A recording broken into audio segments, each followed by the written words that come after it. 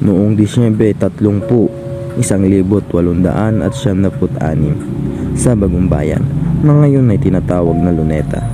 Binaril si Rizal dahil sa paratang paghihimagsik laban sa mga Espanyol. Kayo ba ay napapaisip sa kung ano nga ba ang nararamdaman ni Rizal noong mga panahong siya ay napatawan ng kamatayan? Ano sa tingin niyo ang naramdaman niya? Takot? Galit?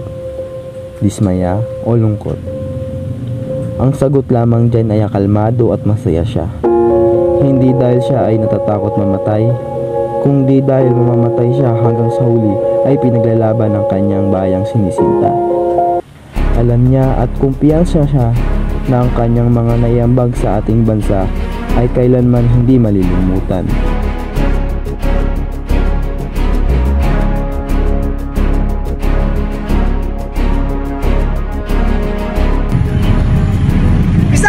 Rizal! Sa ngalan ng hari ng Espanya, ang sinumang sangayon sa kriminal ay paparusahan din ang kamatayan. Pagdating ni Rizal sa kanyang pwesto, umarap siya sa mga sundalo at sinabi, Patayin, maaari bang humiling sa kahuli-hulihan? Barilin niyo ako ng nakaharap. Imposible. Pinag-uutos sa amin ng general na bariling ka patalikod. Ngayon, huwag niyo nang barilin ang aking ulo. Tiniente!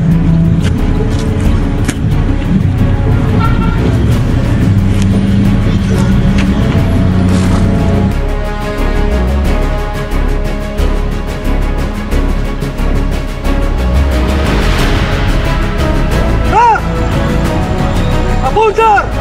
Consumato mes! Luego!